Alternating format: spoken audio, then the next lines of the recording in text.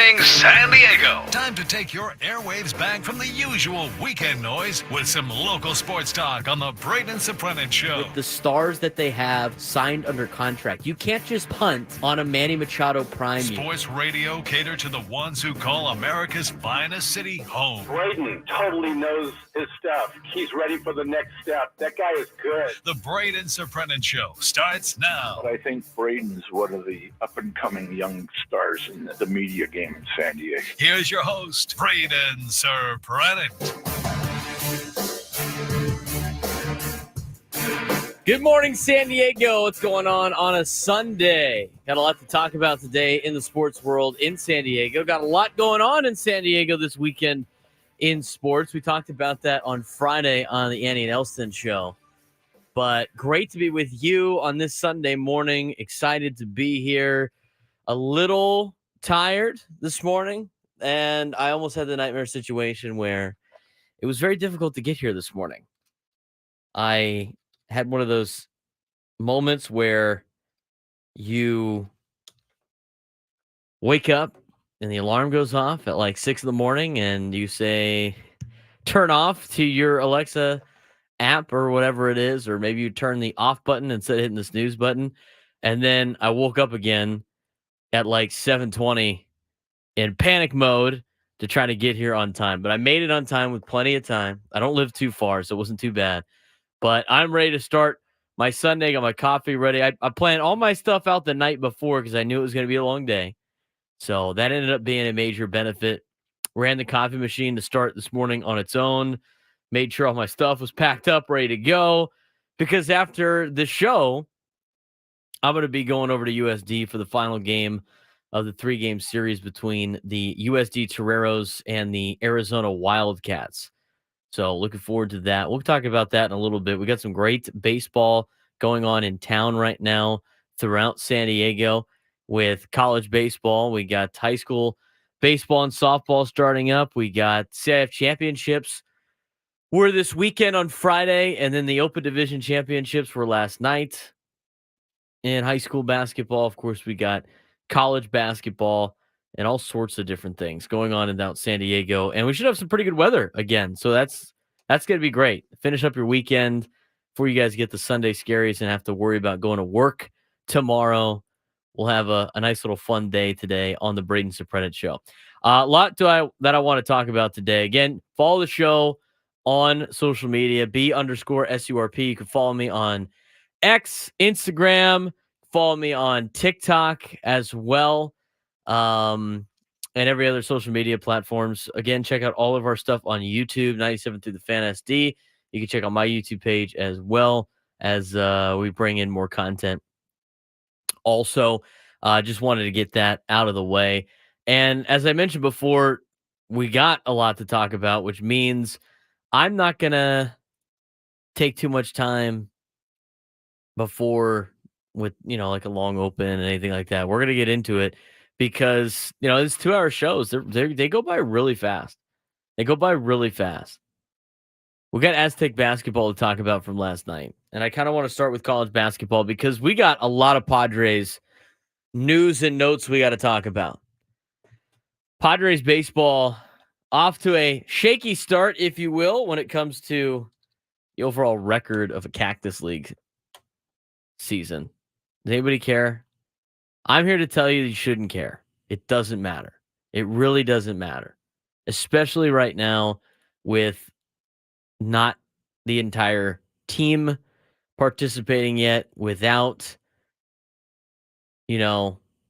players getting 3 at-bats, without most of the starters playing. I know yesterday seemed like a day that was going to have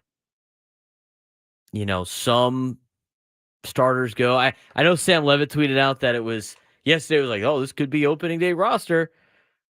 I'm sorry. I mean, if that's the opening day roster for the San Diego Padres, the opening day lineup, oh boy. I'm not looking forward to that.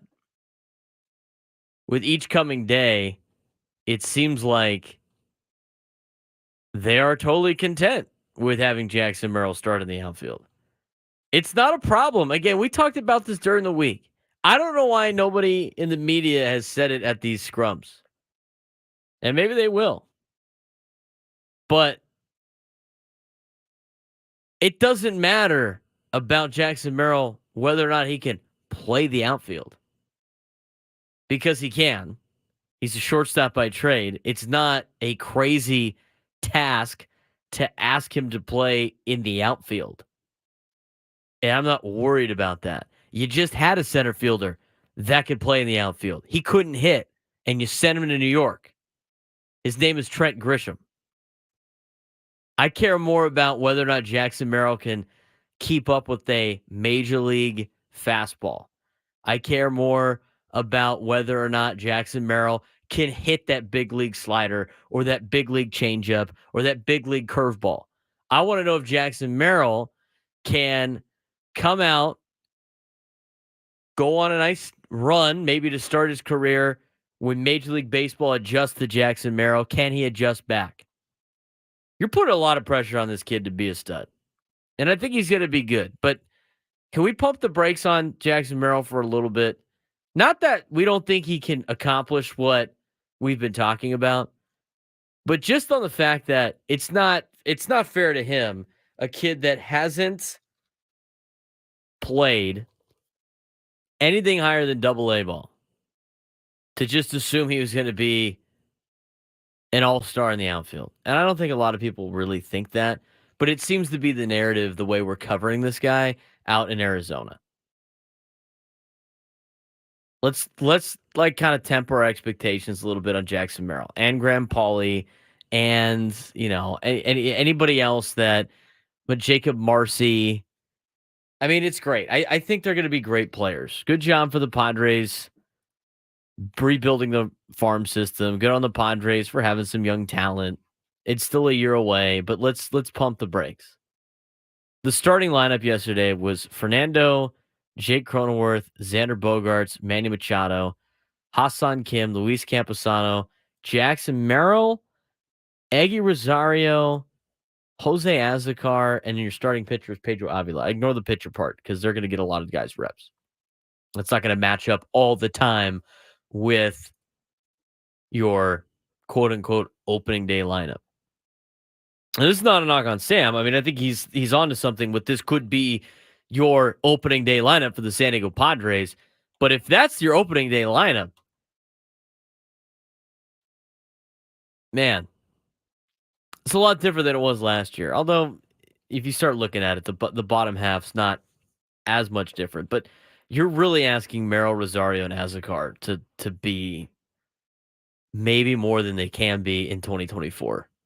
Top five's fine. I'm sure they're going to go in multiple orders of that. Those guys are on the team. Those guys are everyday starters. That's not really that big of a problem. Same with Camposano. I think Camposano's going to have a good year. I think Bogaerts is going to have a bounce back year. Manny seems like he's in a way better place this spring training than he was last spring training. All these guys don't have to deal with the World Baseball Classic. I think Tatis is going to have a good year. But as much as I think all of those guys are going to have great seasons for the Padres, I don't know. I mean, to have your philosophy be we're going to have our stars carry the team after it didn't work last year, it's hard to just go, well, it's kind of a fluke. Let's just go out there and do it again. They really need some help. They need a couple placeholders. We've been talking about that ad nauseum. I'm tired of throwing names out. More power to Craig Elston, who continues to do that. I'm not going to be participating in that anymore because it doesn't really matter. And it's not on the guy's trying to help us out. He's doing it, and it's tough right now talking about the Padres and like seeing all of these players get signed by other organizations that are going for cheap. And you're going, Padres couldn't have this guy? We've talked to some of the Padres people, and some of those players don't really fit the org. I think that was the case for Aaron Hicks, which is fine. Tommy Pham has had interest in coming back. I don't know why you don't ask him to come back at this point in time. I don't want to get really desperate, but I I don't see a scenario where the lineup that they had yesterday is going to be super successful throughout the year, because there is going to be an adjustment period for those young guys, even if they're really good. And the other thing too is I'm tired of talking about. It's like, well, Fernando Tatis Jr. did it. No offense to Jackson Merrill, he's not Fernando. He's not. I hope he is. That'd be great. But he's not. He's not Fernando Tatis Jr. I think baseball fans in general have been spoiled by these young stars coming through the ranks and starting and playing at a very young age, that we have just all assumed that's a common occurrence. You know, Ronald Acuna Jr. did it, and Bryce Harper and Ozzie Albies, and you can start listing all these guys that are currently in Major League Baseball. That doesn't mean every 20-year-old can go up there and make an impact. Just be careful with Jackson Merrill, because the last thing you want to do is he makes the team because he's competing with Jose Azocar and Eggy Rosario, and he's competing with, and I got the roster in front of me, Tucupita Marcano, and he's competing with Oscar Mercado, and he's competing with, Jacob Marcy and Tisa Ornelas and Robert Perez Jr. and Cal Mitchell. I mean, is he better than those guys? Yeah, but does being better than those players say he needs to be on the major league roster and needs to be starting? They keep talking about, I mean Mike Schilt and the Padres front office and, all of these members of the Padres that are really, giving Jackson Merrill a chance, which I think is fine. I think that's fair. That said, we're going to give him an opportunity. We're giving a lot of other guys opportunities. And if he earns his way on the team, he will be on the team. But what does it mean by earning your way on the team right now? He's not competing with other everyday Major League Baseball players that are proven. They already don't want Profar to be an everyday starter, which I think is the right move. I think Profar off the bench is probably a lot better for the Padres than Profar starting every day in left field. But the difference is, it's not like Jackson Merrill earned his way on a club with 3 or 4 free agent outfielder pickups that you grabbed to make the team better, and he outplayed them, and now all of a sudden you have to cut one of these guys. He might make the team just by default because he's better than Jose Azocar and Tucupita Marcano, who you already got rid of one time, who just got DFA'd by the Pirates, and that's why you picked him up. He's better than Oscar Mercado. He's better than Jacob Marcy and Cal Mitchell and Tisa Ornelas. He better be. He's a first-round draft pick. So I really think the Padres need to think about trying to bring some guys in. And I know a lot of it has to do with the market at the top not signing. But Cody Bellinger signed last night. Cody Bellinger, late Jeff Passanbaum.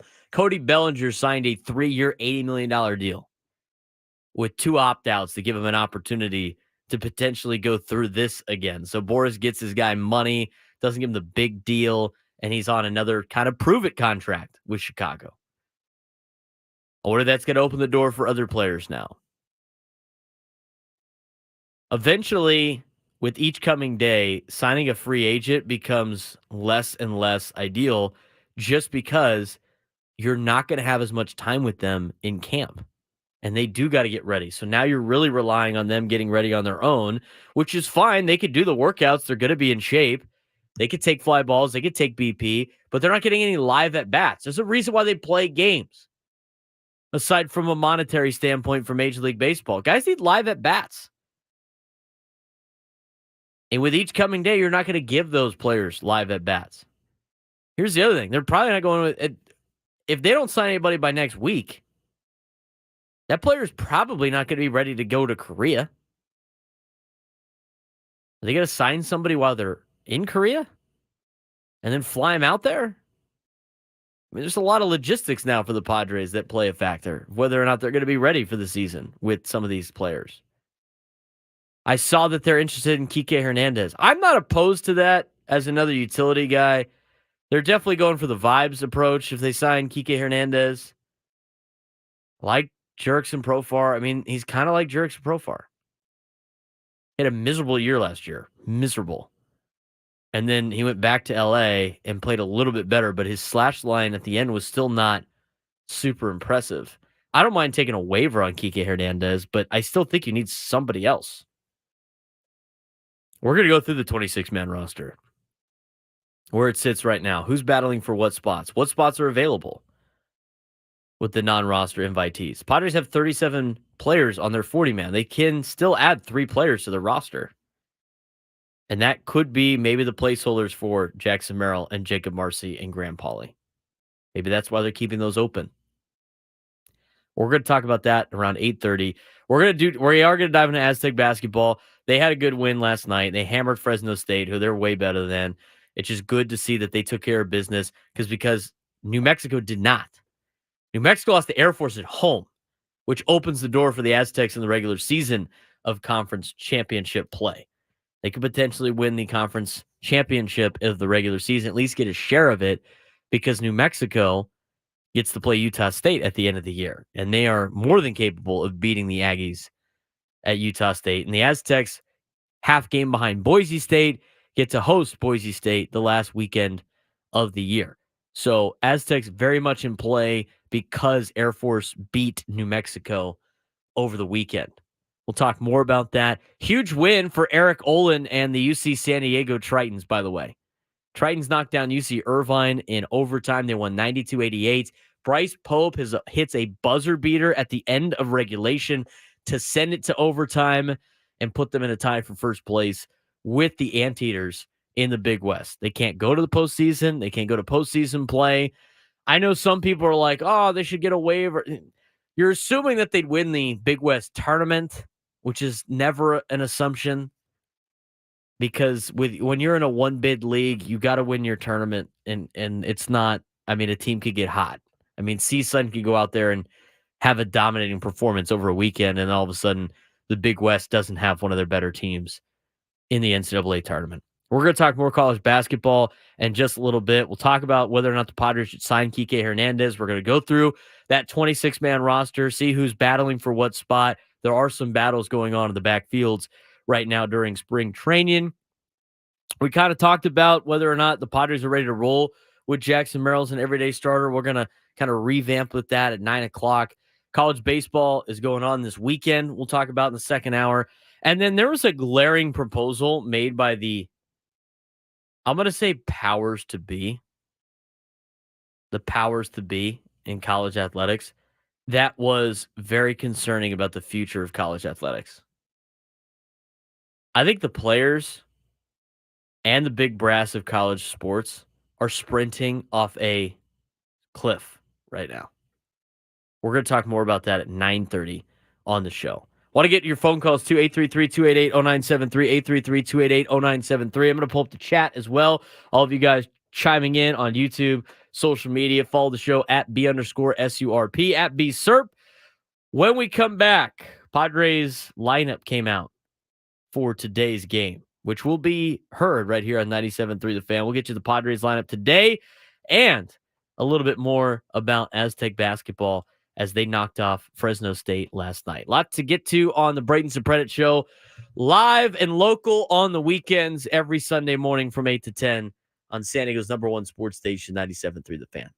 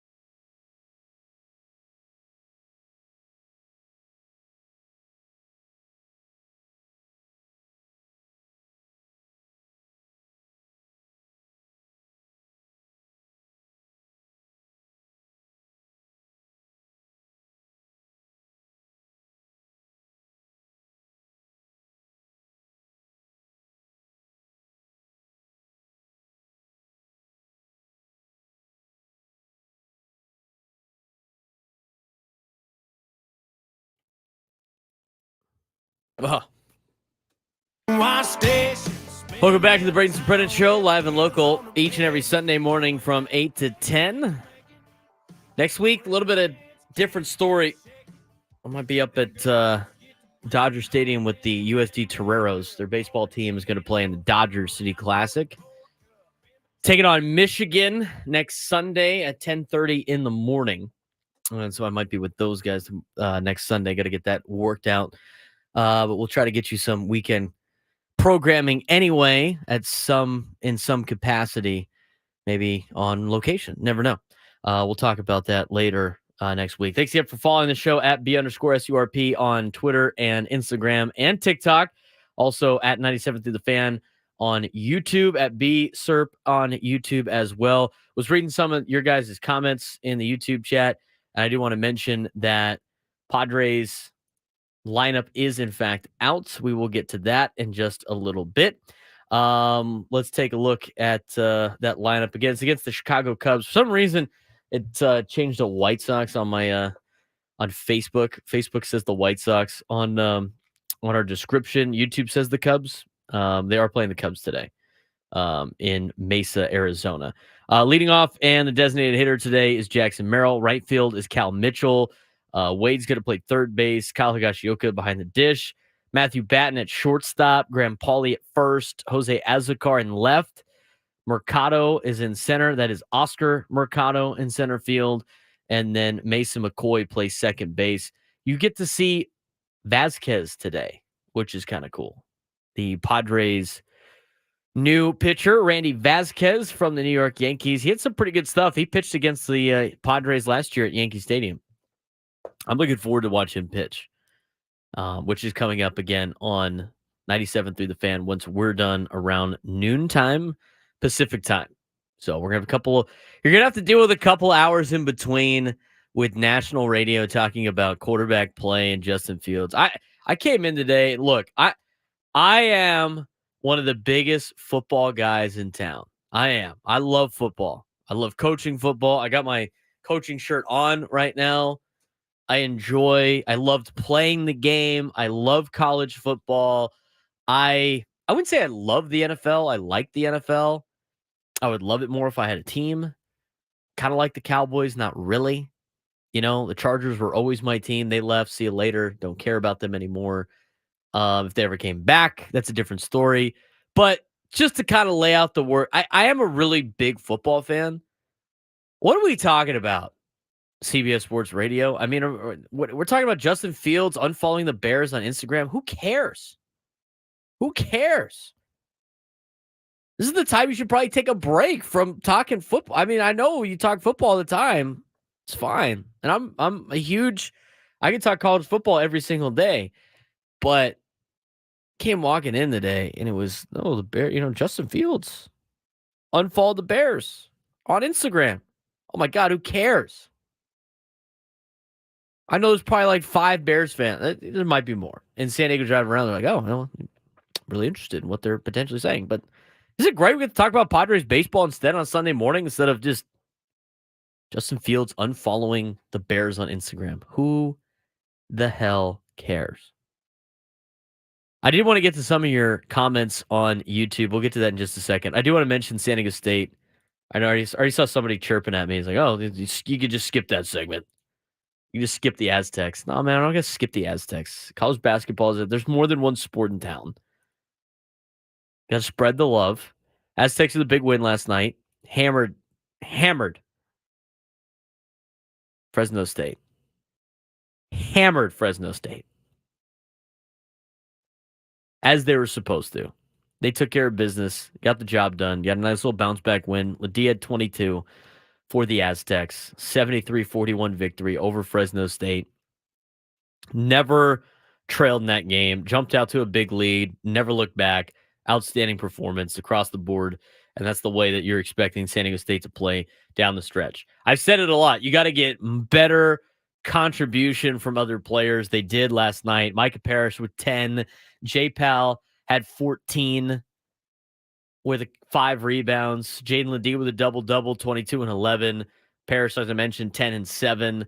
You got 7 points out of Darian Trammell And then you got 12 points off the bench from Waters. That's the type of effort you need out of the Aztecs each and every night. I know they're going against Fresno State, a little bit different there, but they're in control now, or at least they're staying alive.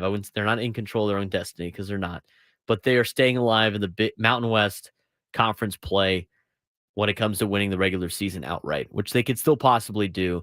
They got a favorable schedule here coming up before they have to take on Boise State. They do have a tough game at UNLV. So San Jose State is coming up on Tuesday. Coming up on Tuesday. San Jose State against on CBS Sports Network at 8:00. Then they got a tough game next Saturday at UNLV, which is going to be very difficult before winding up hosting Boise State to end the year. They got a good chance because New Mexico lost last night to Air Force at home. I can't believe they did that. That was really shocking to me. With the Lobos losing, you're like, well, why does that matter? Aztecs are in front of the Lobos. New Mexico could beat Utah State at the end of the year, and then all of a sudden, San Diego State's getting a share for the title in the Mountain West Conference, which would be great to see. As it stands right now, just kind of quickly going through where everybody's at in bracketology. Aztecs still projected to get a 4 seed. They're the 15th highest team overall. They got them paired in the East with the top seeds UConn, North Carolina, and Iowa State as the 1, 2, and 3 in the East region. Got to get San Diego State to a place in the South or the West, make it a little bit easier for travel.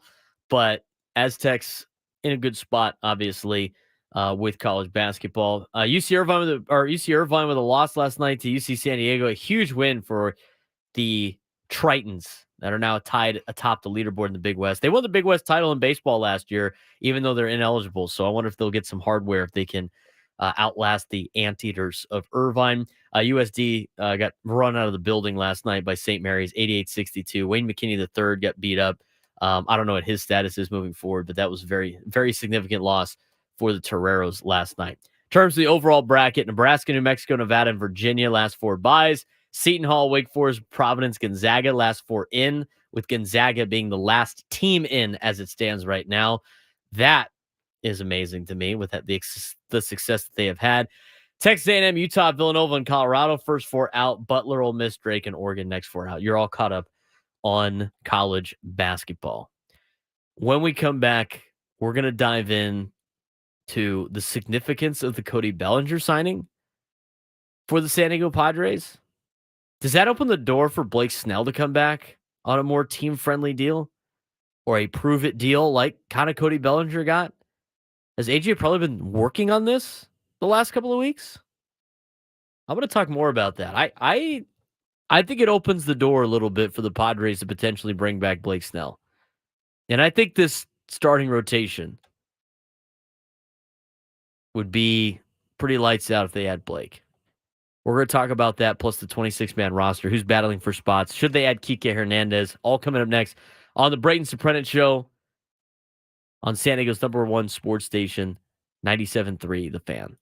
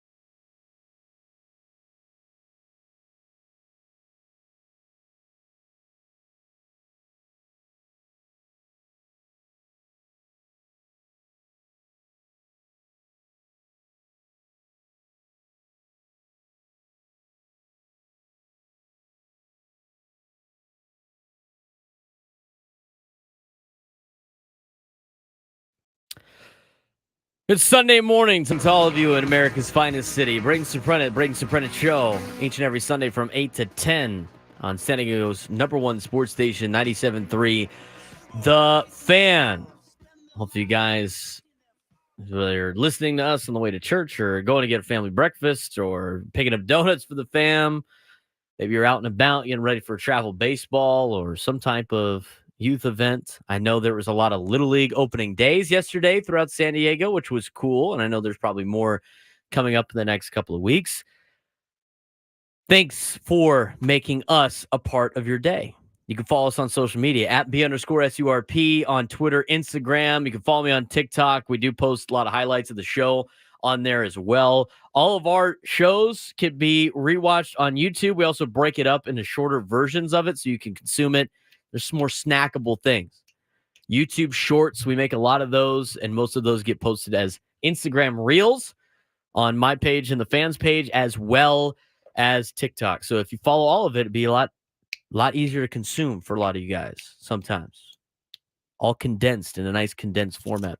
I did want to see some of your comments. This show goes by so fast on Sundays. We only got 2 hours. I don't know how Scraby does it in an hour to try to fit everything in 1 hour. I mean, he's got 3 segments, and that's it. At least I get 6. But it's only once a week. So let's try to go through some of these that I saw earlier. A lot of people talking about Kike Hernandez potentially. I'm going to get into that in just a second. I agree with Friars on the Farm. Merrill should start in El Paso. I think that's 100% accurate. I do like the Kike Hernandez update. You know, the Padres are a finalist for him. I'm not in love with Kike Hernandez being your everyday starter, but I think with added depth, I think it's a good piece to add, especially since even if you have Merrill starting the outfield, I mean, what does your bench look like? It's funny you ask. I'll get to that in a second. Yes, I do agree. Brandon 619.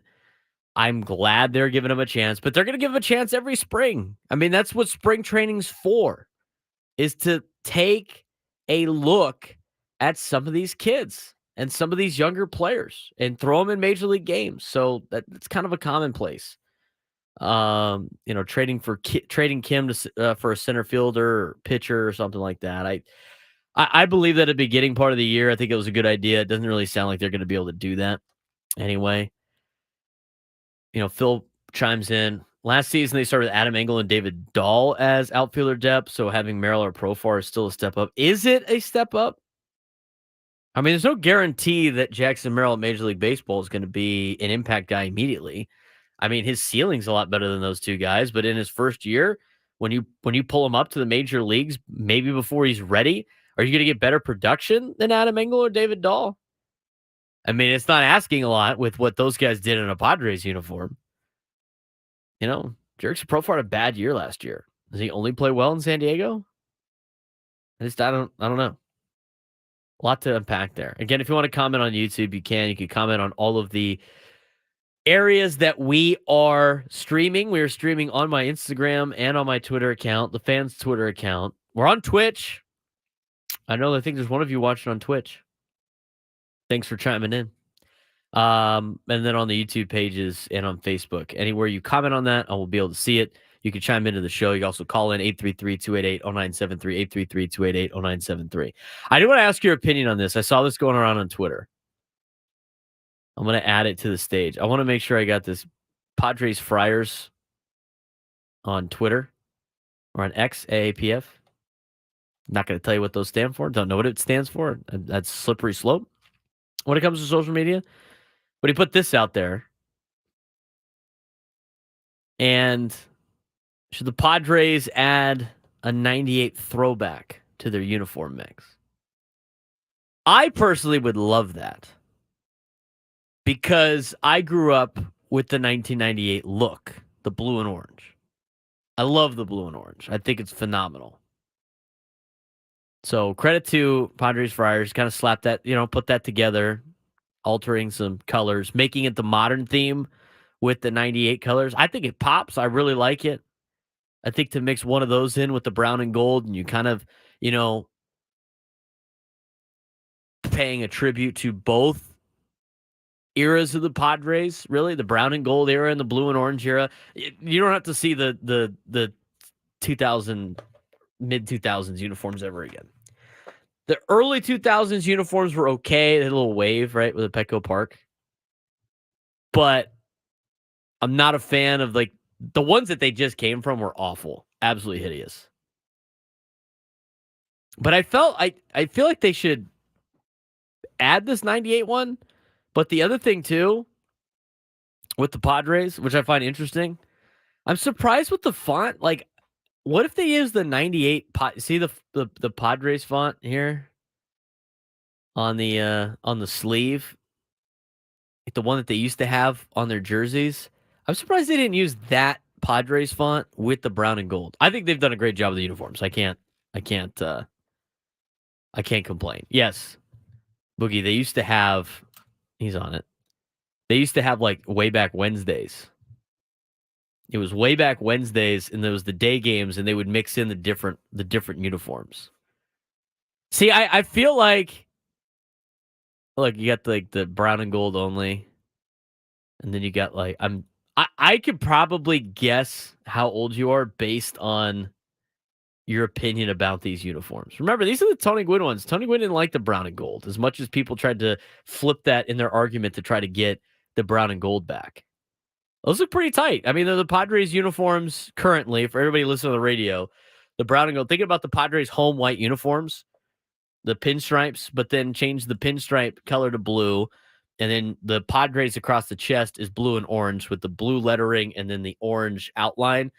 And then the classic Padres navy blue helmet with the white and orange logo on the top.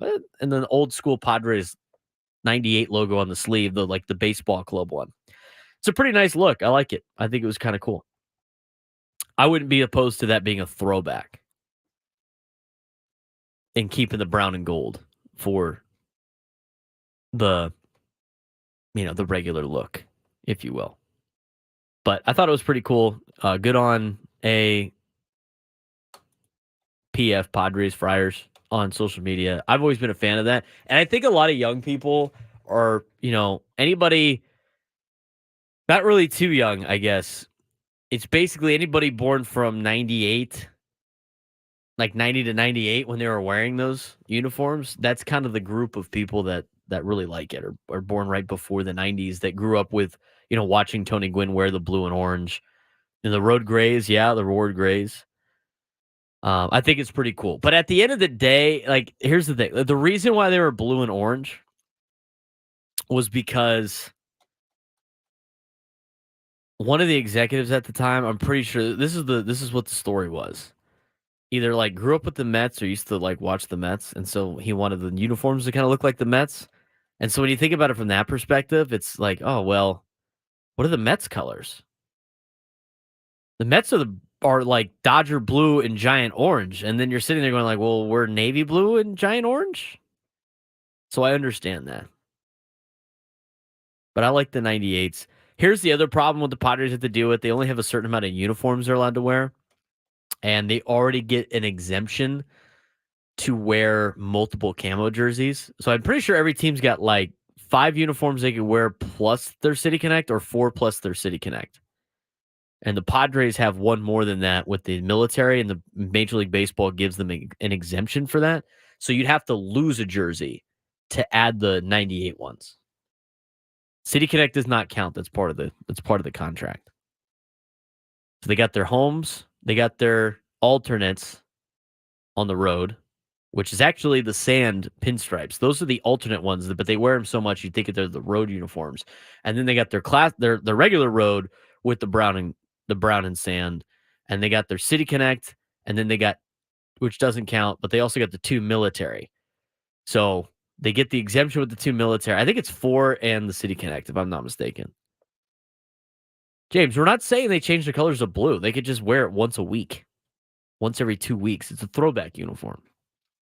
I understand too many blue team were the only brown and gold. Nobody's saying change the brown and gold. Let's talk about this Padres situation with Kike Hernandez real quick. And then I'm going to get into this Blake Snell conversation. Because I really think Cody Bellinger has set the stage for Blake Snell to come back to the Padres. Because eventually the Padres, or not really the Padres, but eventually Blake Snell is going to get tired of sitting around coaching travel ball, which I know he's having a great time doing that. I love that he's coaching kids. It's so cool. Giving back. So cool. But the Boris 4 is now the Boris 3. There's 3 guys left. And one of them is Blake Snell. Cody Bellinger yesterday got a 3-year, $80 million contract where he's got to get $30 million in 2025. He's going to get $30 million in 2024, $30 million in 2025 if he doesn't opt out, and $20 million in 2026 if he doesn't opt out after the second year with the 2 opt-outs. That's pretty much, to me, a newer version of a prove-it deal. Which, didn't Cody Bellinger just have one of those years? A prove-it year? Didn't he prove it? Holding out for too much money? He gets paid, but he also has the opportunity where if he really outplays his contract, he could go back into free agency. He's really, and I mean, he is really betting on himself on the 3-year, $80 million deal because he could have signed a longer one, about $20 million a year, no problem. I think it's kind of a steal for the Cubs. But do you think Blake Snell would take something like that? It would be a little bit more because he's a pitcher. But the 3-year deal with a couple of opt-outs, a little bit more team-friendly, get back into camp, go to a place that you're familiar with. You don't have to change anything. You understand the pitching coach. I could see it opening the door for Blake Snell to return as a San Diego Padre. Now, I don't know anything going on behind the scenes on that particular deal. There's no information that I know about this. But with Cody Bellinger's contract, I think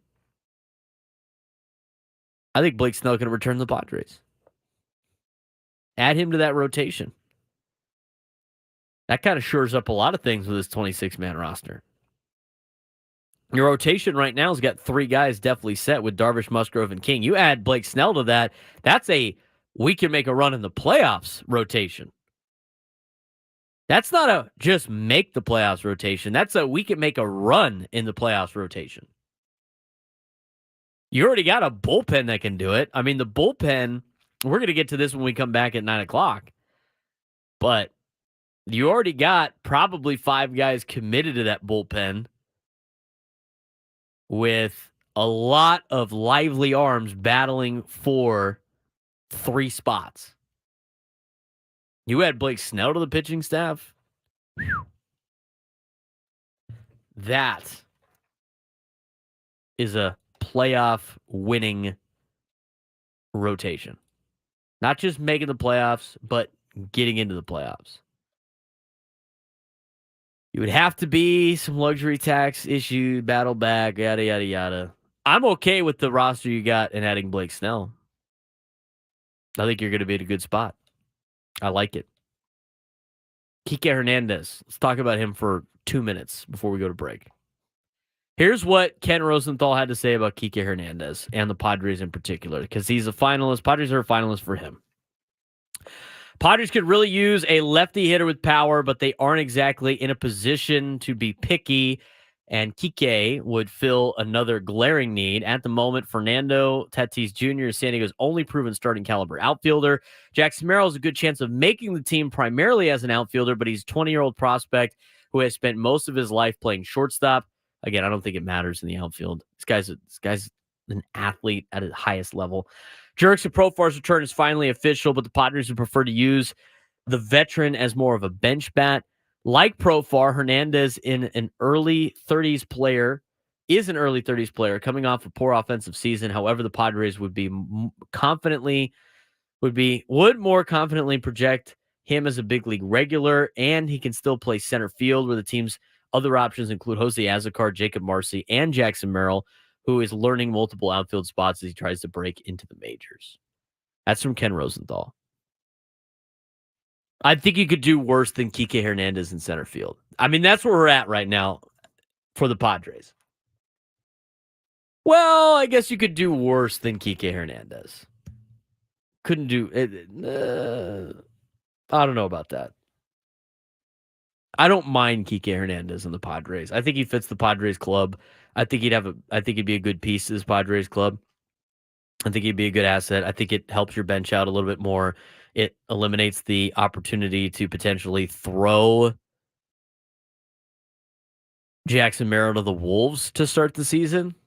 Kind of ease him into it and get him some reps in AAA and get him some more reps in AA before you pull him up. So I'm not opposed to it, and he's not going to cost you anything. I mean, he what, like $1 million, maybe 2, 3 at the most. I'll take that for Kike Hernandez. Padres could use some placeholders, but the more this continues, the less I think they actually are going to sign some placeholders, even though there's some available. One of the big dominoes to fall for position players is Cody Bellinger. So hopefully that opens the door for some things coming up in the next couple of weeks, because the Padres could really use some more help aside from their young guys. We're going to fully break that down as we take a look at the 26-man roster. There are a lot of spots battling right now. A lot of position spots up for grabs. We're going to talk about that when we come back. Braden Surprenant Show, San Diego's #1 sports station, 97.3 The Fan.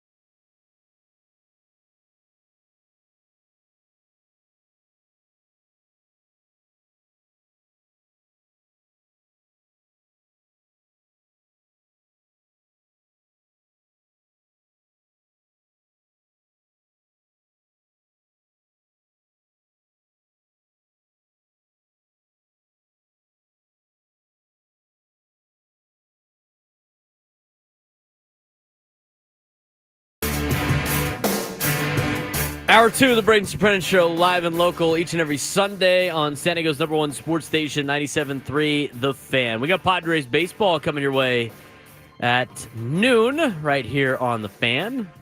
Jesse Agler, Tony Gwynn Jr. on the call as we will see Randy Vasquez for the first time in a Padres uniform.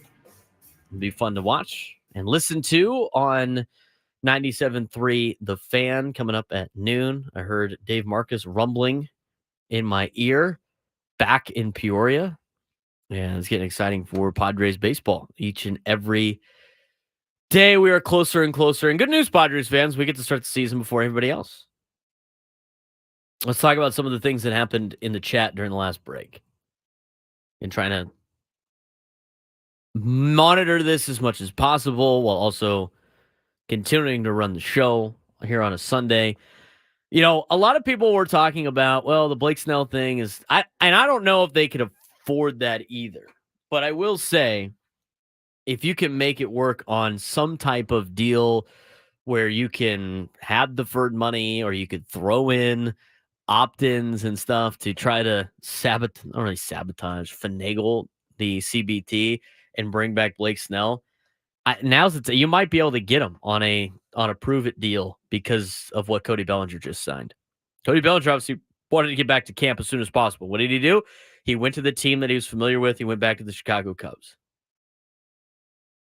I wasn't done with Blake Snell, but I had come to the conclusion that he was not going to be a Padre anymore. And this kind of opens the door a little bit that maybe he could potentially come back and be a Padre next year. Because you can make a couple of things work with that contract. You might have to trade somebody. You might have to find different avenues to control the CBT. As long as you stay under, you're in a good spot. Now, if they were to sign Blake Snell on somewhat of a, quote, prove it deal, you're done signing any players. You're rolling with the young guys. Unless you pick up Kike Hernandez because he's going to get you nothing. He's going to cost you nothing. Other comments in the chat. There was one I saw earlier. A lot of it was about Blake Snell. I mean, I think if you have Blake Snell in the starting rotation, you're in really good shape with how this team is.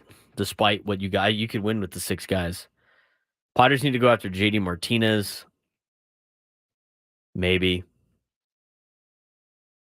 I mean, I think a lot of JD. I mean, I'm a little hesitant about guys that just recently had success with the Dodgers because the Dodgers have found a way to get the best out of everybody, and you don't want another Tyler Anderson situation. I mean, where a lot of guys that leave the Dodgers don't have nearly as much success. Cody Bellinger obviously broke that. JD Martinez is up there in age.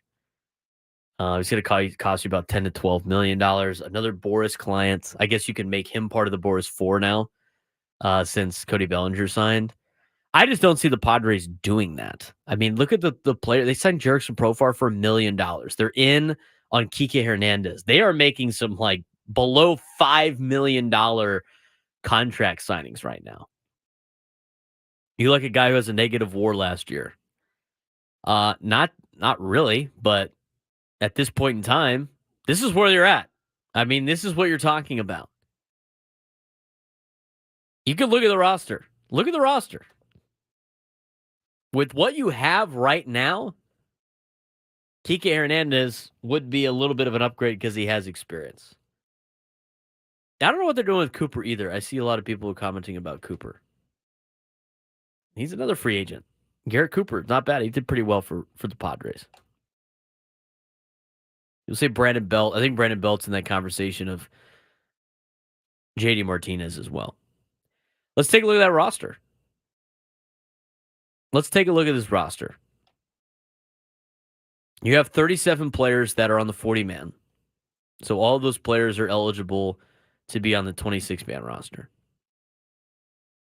without having to be added to the roster. Of those 37 players,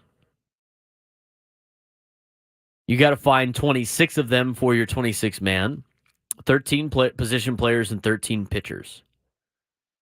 Of the position players, You currently only have 13 on your 40-man anyway. In the outfield, you have Jurickson Profar, Jose Azocar, Fernando Tatis Jr., and Tucupita Marcano. In the infield, you have Manny Machado, Hassan Kim, Xander Bogaerts, Jake Cronenworth, Matthew Batten, and Eggy Rosario. 1, 2, 3, 4, 5, 6, 7, 8, 9, 10. And then you have 3 catchers. You have Luis Camposano, you have Kyle Higashioka, and you have Brett Sullivan. Those are the 13 players that you have currently on your 40-man roster. Don't have everybody else. That's it. So those players by default are your 13 that would make the 26-man roster. Again, you have 3 opening spots, and I'm sure they're keeping those open for a couple of more signings, hopefully, or guys like Jackson Merrill and Graham Pauley and maybe a Cal Mitchell. But we'll get to the non-roster invitees in just a second. So those are your 13 guys. Those are your 13 position players. Pitching staff. You're looking for 13. This is where the competition's really fun. You got 8 bullpen pieces you got to find. You got 5 rotation pieces. As of right now, you got 3 that are guaranteed to be on the roster in the rotation. Yu Darvish, Joe Musgrove, and Michael King. Other players, according to the Padres roster on their depth chart, that are battling for a rotation spot. Randy Vasquez, who's pitching today. Johnny Brito, Matt Waldron, Pedro Avila, Iriarte, Ram Otto, and Jay Groom. Those are your pitchers battling for a rotation spot as of right now, which could change. Bullpen also could include some of these guys that are battling for a rotation spot. But your bullpen, as I mentioned with the rotation, you got 3 guys in the rotation that are guaranteed to be on the team. In the bullpen, assuming no injuries or whatever, here's your 5 players that are guaranteed to be in the bullpen. Robert Suarez, Matsui, Peralta, Go, and De Los Santos.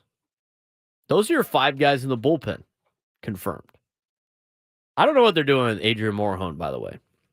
He's not listed as a rotation depth piece, but that's according to Padres.com, so take that for what it's worth. I don't know if that's the official depth chart or not, or just the one that they want to show fans. So I know EC Money was throwing that out there.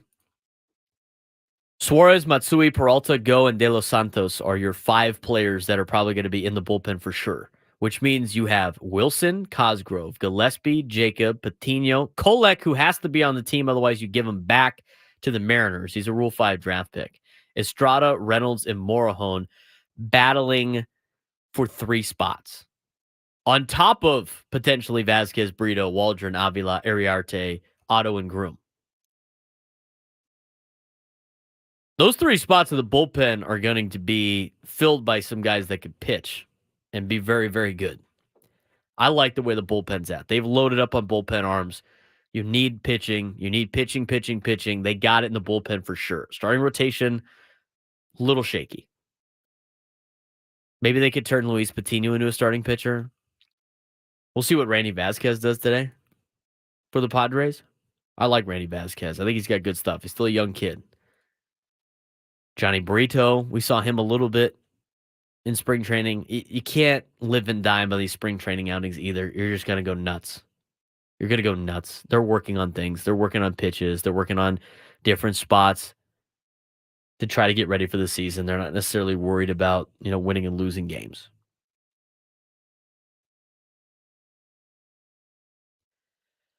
So those are the way everything plays out. I didn't really mention the position players that are guaranteed. I mean, Profar's on the team, Fernando's on the team. Those are your 2 outfielders out of the 4 that are on the team. Machado's on the team, Kim, Bogaerts, Cronenworth. They're all going to make the team. Camposano, Higashioka are going to be your catchers. That's 8 players. You need 5 left to fill out the roster. Right now, it's Azocar, Marcano, Rosario, and Batten, as well as Brett Sullivan. So if you start to break things down, I mean, is Kike Hernandez better than Azocar, Marcano, Rosario, Batten, or Sullivan? I would say he is. I would say Kike Hernandez is better than those 5 players. You still need a starting left fielder, but if you had an outfield of Profar, Tatis, Merrill, and Hernandez, it's not the worst. It's not the worst outfield. It's okay. It's not the best outfield in baseball. It's probably not a top 10 outfield. And if it's any type of ranking, it's because Fernando is in the outfield. It's a very serviceable outfield. But that way you could spot start with Profar and Merrill in the outfield. I don't know if you're going to carry an extra outfielder. I know Marcano can play infield and outfield, so maybe you keep him as a bench piece instead of an Eggy Rosario or a Matthew Batten. But your bench is just super weak. Aside from Jurickson Profar, who sounds like he's going to be the focal point on the bench, who's coming up in the 9th inning where you need a big hit? Are you putting Eggy Rosario there? Tucupita Marcano? Jose Azocar? Are those the players you're throwing up there in the 9th inning when you need a hit? Get a guy off the bench? I mean, come on. Brett Sullivan? I think Kyle Higashioka is a good bench piece, but is he going to be your go-to guy every time? He's your other catcher. Got to keep somebody ready to go just in case of an emergency. Non-roster invitees, Jackson Merrill. At this rate, he's making the team. They said the only way Jackson Merrill makes the team is if he earns it. What does that mean? Does he earn it because he deserves to be a starter on most Major League Baseball teams? Or does he earn it because his competition's not very good? What are we defining as earning it right now? Oscar Mercado? I mean, is he going to make the ball club? Is Oscar Mercado going to be your starting left fielder? Guy's played in the majors for a decent amount. You excited about Oscar Mercado? Is it going to be Marilyn Marcy out there? Cal Mitchell's looked pretty good so far, but again, spring training, you can't over-evaluate this. In the infield, your current backups that are on the 40-man that are expected to make this team are Matthew Batten and Eggy Rosario. Your non-roster invites are Castanyon, Wade, McCoy, Mondu, Martorella, and Pauly. You don't have veterans on this bench. You have a bunch of young, unproven players. Every day that this goes on where the Padres don't sign somebody, it just feels like they're content with what the roster they have. I mean, that's their 13 right there. There's nobody else on their 40-man roster that's a position player. Those are their 13 players. Profar, Azocar, Fernando Tatis Jr., Marcano, Machado, Kim, Bogarts, Cronenworth, Batten, Rosario, Camposano, Higashioka, and Sullivan. Is that a playoff caliber team? I think they can make the playoffs with the stars they have on that roster. But, man, that bottom half of the lineup, that could turn into last year's bottom half of the order. With the only difference of you have some upside because you don't know what some of these young guys can do. But if you got 7, 8, 9 of Azocar, Rosario, and Batten, where you got 7, 8, 9 of Azocar, Merrill, and Rosario. But I don't know. That team could make the playoffs just because the expanded playoffs and the fact that you have to compete with some other teams in baseball that aren't very good, and they don't even have the stars that the Padres have. I mean, I went over that a couple of weekends ago. Start going down the list. I mean, what team's better than the Padres right now that's not going to win their division? The Diamondbacks? Okay, I'll buy that. The Giants? Maybe. I'm not really sold on the Giants yet. I mean, if they get Matt Chapman, I think it's a different story. But right now, I'm not really afraid of the Giants. That's just in the division. I know you're not afraid of the Rockies. Go to the Central. Central's ridiculous. Cardinals are going to win that division. And then outside of the Cardinal, are you afraid of the Pirates? You afraid of the Reds? I know the Cubs got Bellinger back, but that was like their only real move. Is it Bellinger and the Cubs that concern you about a playoff spot? Is it the Brewers? The Brewers didn't even try to win during the offseason. They got rid of anybody that was worth their salt, including their manager, who ends up going to Chicago. Are you worried about any team in the NL Central? Go to the East. Phillies, fine, fair. You afraid of the Mets right now? They just lost Cody Bellinger. Have you seen their rotation? Padres' rotation is better than the Mets. I'm not afraid of the Mets. The Marlins? Marlins really haven't done anything either. They picked up Tim Anderson. Padres could outdo the Marlins with this lineup. The Nationals? The Nationals are like the Padres rejects right now. I think C.J. Abrams would be pretty good, but are you worried about the Nationals? This team could make the playoffs.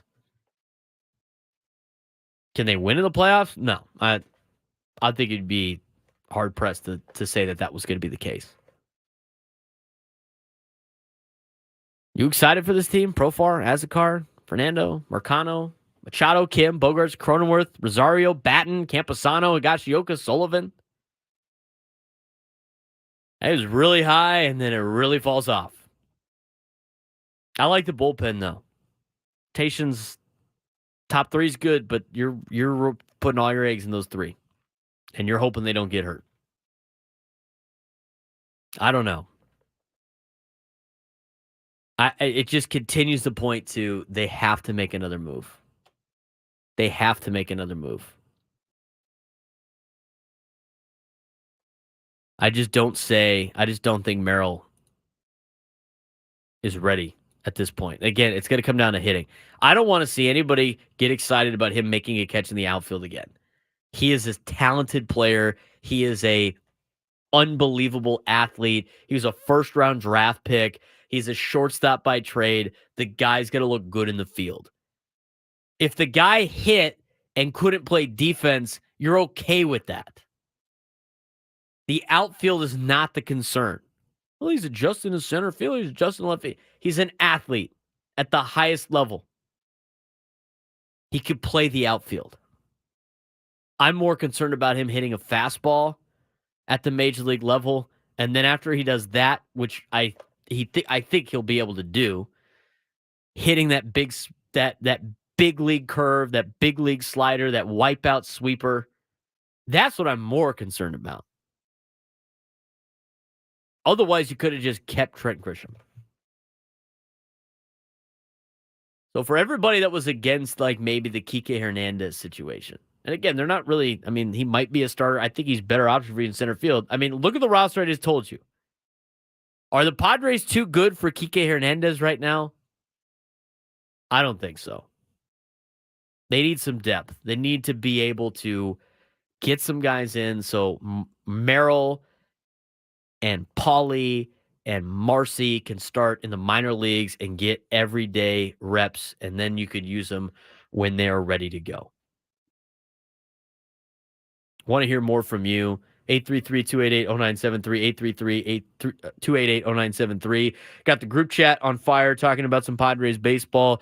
Kind of talk some more when we come back. We got the Padres and the Cubs coming up at noon right here on 97.3 The Fan. And we also got a glaring thing in college athletics where I think everybody involved with it are about to currently sprinting off a cliff. We'll talk about that at 9:30 coming up after the next segment. This is the Braden Surprenant Show on San Diego's #1 sports station, 97.3 The Fan. Never miss a moment from 97.3 The Fan again with the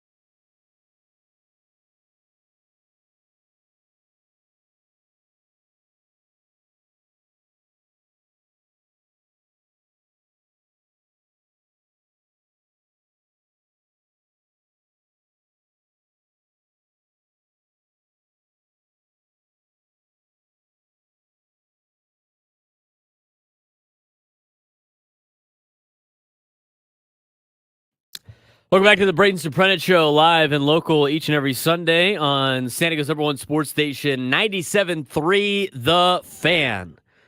Talking a lot of Padres baseball today. Chat's been on fire on the YouTube chat. Again, if you want to weigh in the old-fashioned way, you can call into the station, 833-288-0973, 833-288-0973. Got a lot going on in the chat. Nice whipping of the Bearcats. Young fella. Yeah, absolutely. New York Mike 8. Good win for the Frogs. In the top 4 now in the Big 12. They got to get one of those top 4 seeds to get a double bye in the Big 12 tournament. I think they beat Baylor. Well, we beat them in Waco. But Monday is going to be a huge game for my Frogs.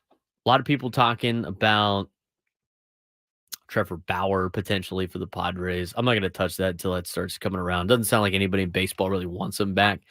And then a lot of chatting about the roster. We just went through it. I mean, I'm telling you right now, Kike Hernandez is not a downside if the Padres do, in fact, end up signing him. And I know they are a finalist for him. Do you want to get to some of your phone calls? Again, if you weigh in on the chat, I'll see it eventually in there, and we can talk about some things. But let's get to the phones, 833-288-0973, 833-288-0973. Let's go out to Dave in Spring Valley joining us right now on the Braden Surprenant Show. Dave, what's going on? Hey, Braden, first of all, congratulations to your Lady Dons for winning the CIF. That was pretty good for them. That's right. The Lady Dons getting the victory over Grossmont in Division I was good for them. The basketball program for the girls basketball team's done a phenomenal job. And so it was great to see them get the victory the other night. Hey, real fast, I'm calling about, I haven't seen anything lately, and I think it's probably cooled down. Any new on Tommy Pham coming? I haven't seen anything new. I mean, there was a little bit of a spike on Tommy Pham, and the rumor was he was interested in coming back to the Padres, and he still had a good relationship with AJ Preller and all that sort of thing. And then it's just kind of fallen to the wayside. Haven't heard anything more on that. And you haven't really heard anything with the Padres aside from a couple of rumors of, potentially trading for Jaron Duran and Kenley Jansen. Didn't seem to formulate any more than that. You also saw them recently, as of last night, with Kike Hernandez, but it's just kind of the Padres are interested, Padres kicking the tires, nothing too much to report on those kind of fronts. I would like Tommy Pham back on this team. I think the Padres would have a nice little edge to them. And at this point, we went through the roster. That would be an upgrade in the outfield right now. It would be. I mean, and a solid bench, and I would take him over Kiki myself, but Oh yeah, absolutely. I mean, I'd totally take him over Kike Hernandez, but I would take Kike Hernandez over Jose Azocar and Tucupita Marcano. I mean, that's right. Kind of where you're at right now. NASCAR's got some upbringing, but upside. But as of right now, it desperately needs somebody out there or on the bench or something going on, because it's. I mean, when I think I talked to you and Coach when they let Nelson Cruz go last year, that was a heartbreaker because that was leadership and captain or a nice leader, someone to talk to, and I think Pham could fill in that spot right there and still do some results for that.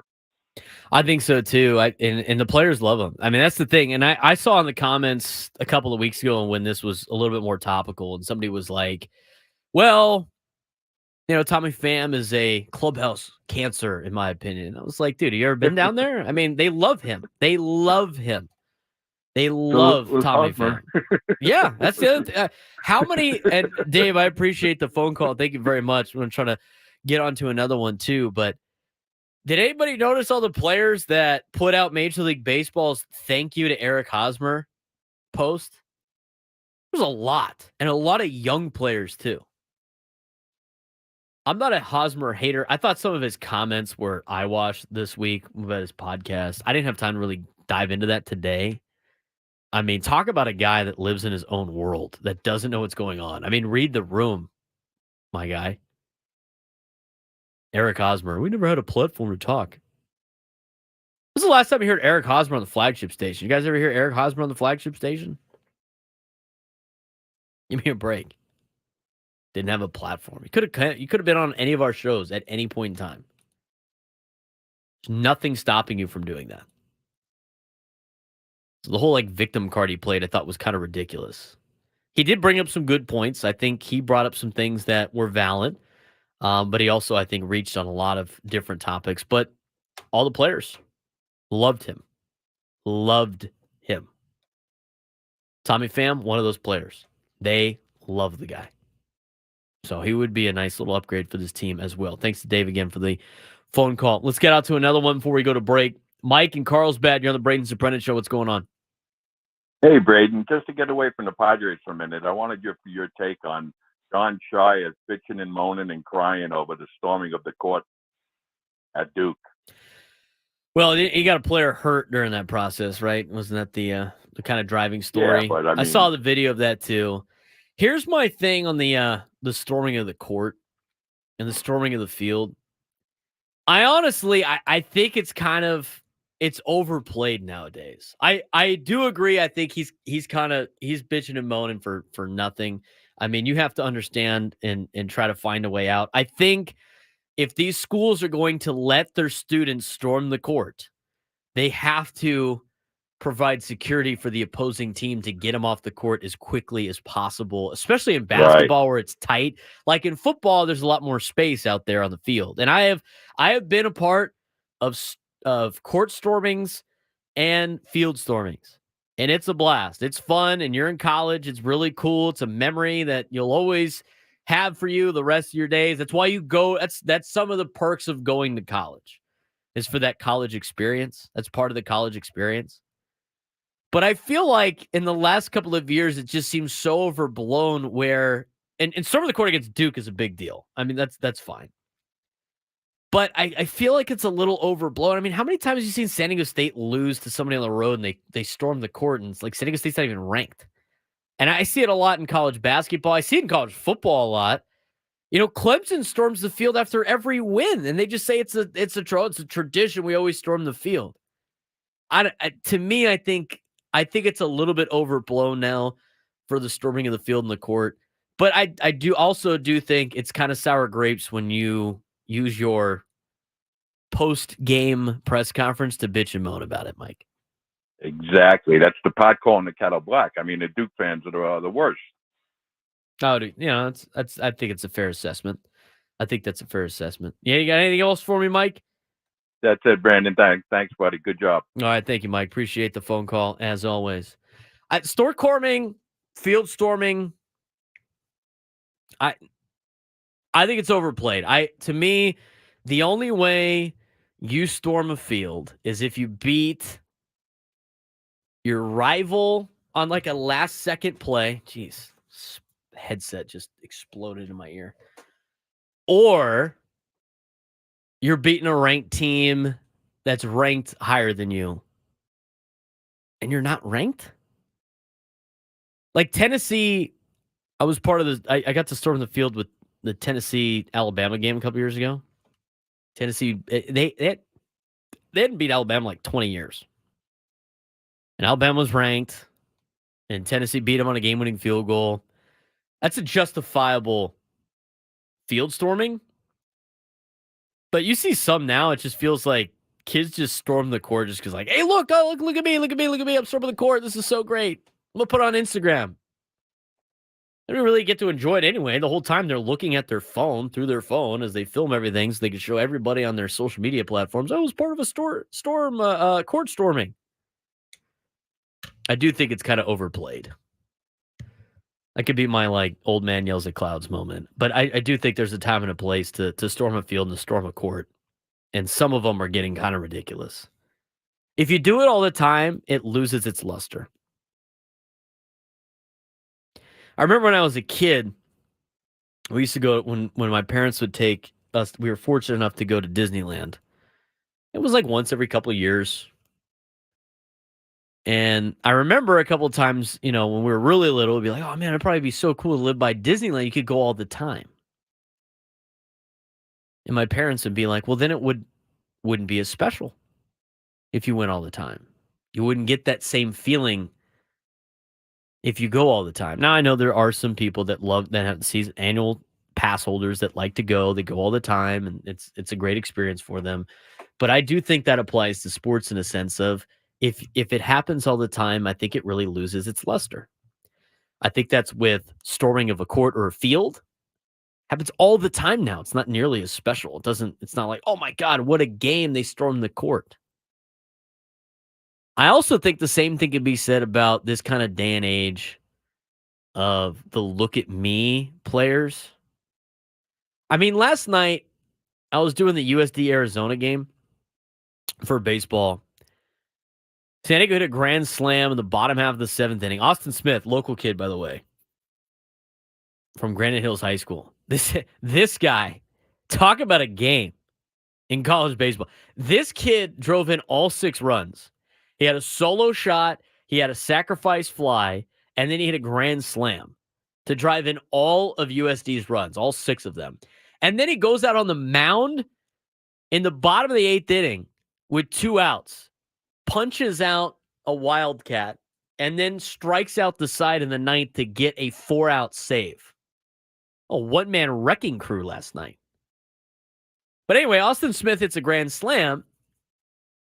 A huge moment in the game. And then Arizona in the next inning, in the top half of the 8th, after 2 outs, they hit a home run, and the Arizona player bat flips. And I mean, the bat went so high in the air that when the high home camera was following the ball out of the ballpark, you saw the bat flip up and come back down. He threw that bat so high in the air for a solo shot to be down 2 runs. It's like, dude, sick. You hit a home run. You're still losing. I don't get it. It's so overplayed now. I'm not against bat flipping. I think it's sick in the time and the place. But now when you do it for every home run, it's like, was that really cool? Was that really sick? You're still down 2 runs. Like, what are you super excited about? Or is it just about you? I said this on air a couple of weeks ago about, the bat flips. Jose Altuve, I'm not a huge fan of Jose Altuve, especially after the cheating thing. Jose Altuve last year in the postseason hit a huge home run. Like, it was a big spot for the Astros. He hit like either a game tying or a go-ahead home run. Guy ran around the bases like it was no big deal. That was badass. Guy's been there, done that. Yeah. Do my troll around the bases. And you know why it seemed why it was cooler? It was cooler because it doesn't happen as much. I think a lot of things are starting to get overplayed. The other thing that's overplayed, I'm so tired of watching guys on a turnover in the NFL sprint to the other end zone and pose in front of the stands. I mean, are you kidding me? It's cool when you don't do it all the time. But when you do it all the time, it's not cool anymore. And right now, the look at me, the bat flip, it's just not, I don't know. It's losing its luster to me. The court storming, there's something about doing it in big moments and in select moments that really emphasizes that moment. And I think a lot of people, and I think it's right, Mr. Elmore's Music Lab, the IG generation, 100% true. It's the generation of kids that want to be part of that, and at any opportunity to do so, they're going to do it. I'm not against storming the field. I'm not against bat flips. I'm not against the turnover chain or whatever the celebration on the sideline. But it's cool when you do it in a big moment. When Fernando hit that home run in the postseason, when nobody was there against the Cardinals in 2020, that was the huge home run that they needed in the game, and he did his bat flip. It was cool. But if you do it every time, it's just eyewash to me. Time and a place. Time and a place. Not too much time left on the Braden Surprenant show. There might not be a lot of opportunities for these kids to storm the court in the future or storm the field in the future because college athletics is now sprinting off of a very deadly cliff. And I'm going to tell you what happened this week that has me concerned about where the direction of college athletics is going and why there might not be a lot of college sports in the next 10 years. We'll talk about that when we come back on the Braden Surprenant Show, San Diego's #1 sports station, 97.3 The Fan. Ben and Woods on the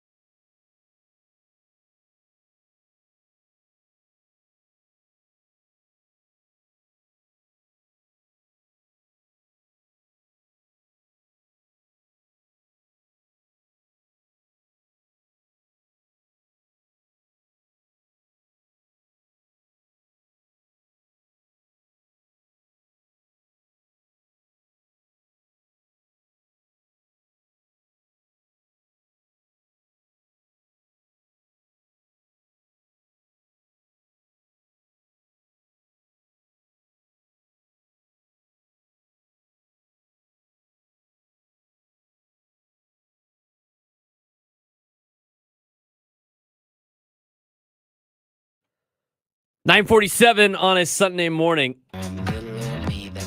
We got Padres baseball coming up on 97 through the Fan at noon. I'm going to be here for the next couple of minutes as I finish up the latest edition, the Braden Surprenant Show here on San Diego's #1 sports station, 97.3. The Fan, live and local each and every Sunday. Again, I want to mention you can follow me on social media at B_SURP, BSURP. Twitter, Instagram, TikTok. Follow me on YouTube as well. BSURP. You get tagged on all the fan stuff on YouTube. 97 through the Fan. Get all your other fan needs on YouTube. All of our shows are streamed on YouTube now and archived on there. So if you missed any part of the show, you can go on YouTube and watch them. You could also follow us on the Odyssey app. Be sure to like and favorite and subscribe on the Odyssey app and wherever you get your podcast. I'm on Spotify, Apple Podcasts. The shows will be on there if you want to listen to it only and not watch, which is totally fine.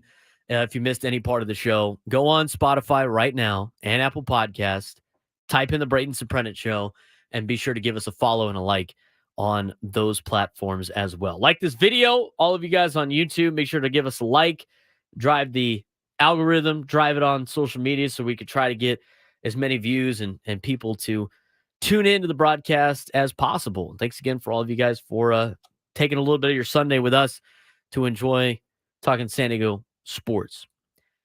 We talked a lot about the Padres, so if you want to go back and listen to that, it's late. It's for the majority part of the show. We mentioned a little bit of the Aztecs again earlier in the show as well. We got Padres baseball against the Cubs coming up at noon, as I mentioned before. But I do want to say about some of the local colleges in town. It's been an interesting week for college athletics, for the powers to be. And again, you got to view everything looking at the forest instead of the tree in front of you. And we could get down a serious rabbit hole here. I think Ben and Woods, don't they have like a rabbit hole segment or something? Or Woods goes down a rabbit hole? I'm going to go down one right now with college athletics. So here's the news that happened this week. The College Football Playoff Committee decided to, which makes sense because of the fact that Washington State and Oregon State are in a 2-team conference and the Pac-12 is no longer considered a power conference. The College Football Playoff Committee decided to go from, instead of 6 conference champions making the College Football Playoff, they are only going to have 5 guaranteed conference champions make the playoff with 7 at-large bids. That's what they decided on. That wasn't the only proposal, though. The other proposal is there's thinking about a 14-team playoff already. Interesting. Forever, they used to say, we can't make any money on a playoff. Nobody wants to watch the playoff. Let's just stick with the bowl games. We like having writers pick our champion. We could never do a playoff. They told us for years. And before they even get to a 12-team playoff, they're going to come up with a 14-team playoff? I don't know. I don't necessarily know where I like where this is going. I mean, I was in on expanding the playoff to 8 to 12 teams. Sounds good. I'm even in favor of 16. I don't mind that. But it's like, we're going to expand that already. We've even gone through it one time. And they're already looking how early can we expand the 14 teams. Because the other proposal that the Big Ten and the SEC wanted, that nobody else voted on because they know it was ridiculous. So they got to find a way to get their money somehow.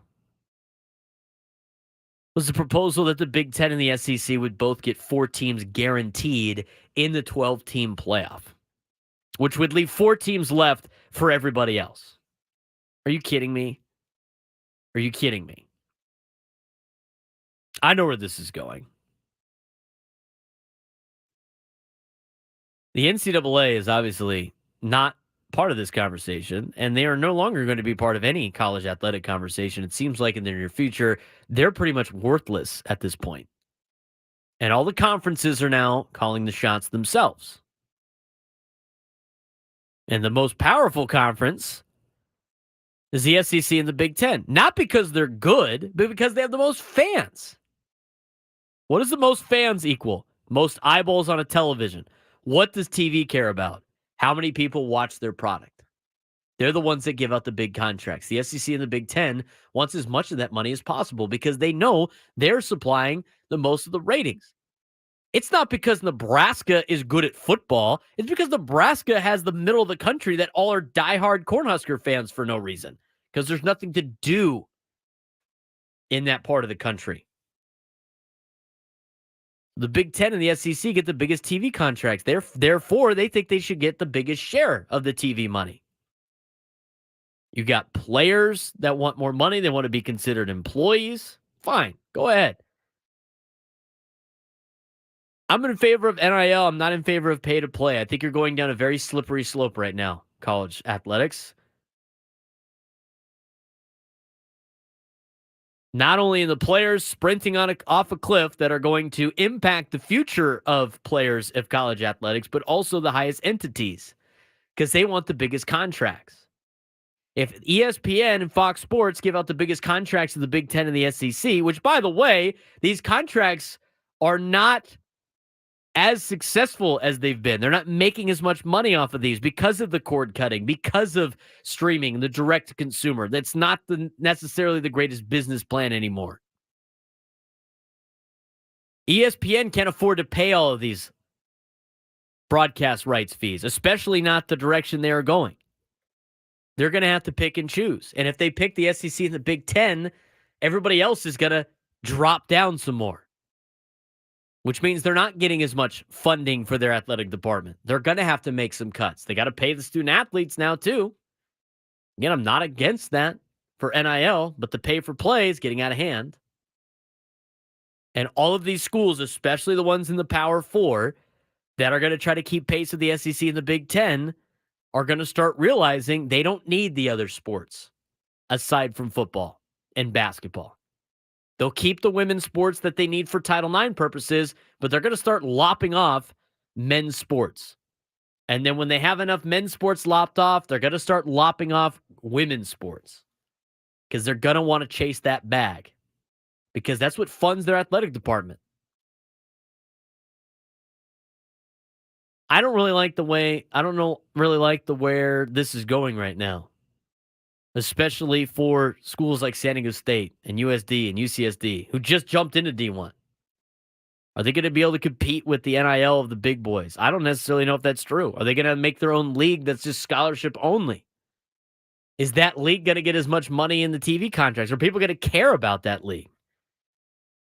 San Diego State already has a problem trying to get players, or should I say people in the seats for their football games. If they're at a different level than all the other schools because they're not participating in the highest level, are people going to care as much?